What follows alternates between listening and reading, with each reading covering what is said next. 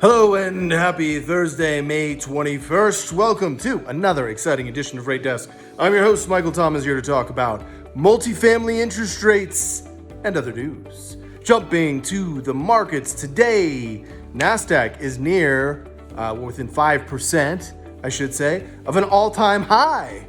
Wow, that's pretty interesting. It seems that the technology stocks like Facebook and Amazon, both hitting highs today, are really driving that sector, certainly in these times. One thing I thought was very interesting is that the markets are trading above a 20 times forward earnings projection, which, according to one analyst, really is looking far into the future and pretty much ignoring what's going on in 2020. So I thought that was interesting. A couple energy company stocks were down, but hey, that crude oil sticking to it at the $33 barrel a range on futures. Nice to see that. U.S. 10-year treasuries unchanged, 68 basis points today on the 10-year, and the FHA rates have come down pretty significantly, 6 basis points shed from yesterday. So the 223F is quoting at 246. That is 2.46% fixed for 35 years. And the 221D4 new construction sub rehab is quoting at 311. Isn't that a band? 311. 3.11 fixed for 40 years. Jumping over to the agency desk. No changes there. Still flat. 320 for both Fannie Mae DUS and Freddie Mac.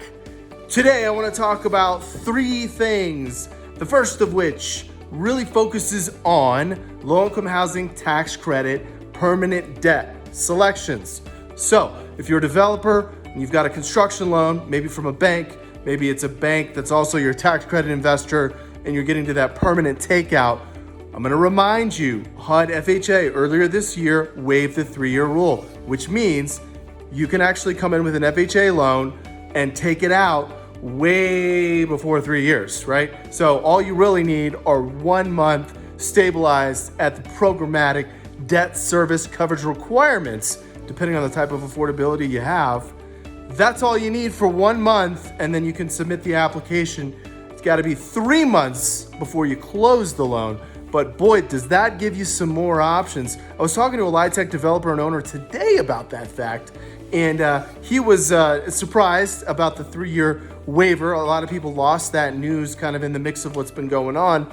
But in addition to that, he was wondering what the rate comparisons would be between that and agency. So I went ahead and I looked up the agency, one of their popular programs, the Freddie TEL tax-exempt loan program, is 100 basis points higher. That's 1 full percentage point, 3.46 fixed for 18 years.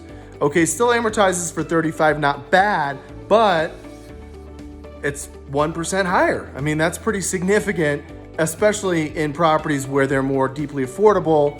Every little dollar counts so much in terms of cash flow. You got to be careful there. So 1% delta between FHA rates on LIHTC perm and the popular Freddie TEL. The other component that I just want to mention, a lot of these forward locking features that GSEs sell, nothing wrong with it. It's great. You want to lock in your interest rate in the future. I don't have a problem with that. But don't mistake doing that for eliminating underwriting risk. Your loan has to be underwritten. That means as a borrower, as a project, you face underwriting risk. Things don't work out as planned on your lease up, your loan is getting re-underwritten. Okay, so just be clear, if you're getting a forward lock on a rate, you have removed interest rate risk to an extent, but you have not removed underwriting risk. Guess what? If underwriting parameters change to the extent that you actually can't even do the loan anymore, now you got interest rate risk. Hello. So just be clear on the decisions you're making when it comes to those choices. While you can't forward lock on an FHA loan, we're 1% less. So we would have to go up on FHA rates 1% to even be at parity with GSEs in that scenario. If that's happening, what do you think GSE rates are doing? Bingo, they're going up too. Again, just like to throw some ideas out there. A couple other things came into my desk today I wanted to mention. One, is my property covered by CARES Act, eviction, moratorium, We're gonna post a couple hyperlinks. You can go check there. That came out through a COVID-19 update Q&A I received today from the FHA multifamily group, which is part of HUD.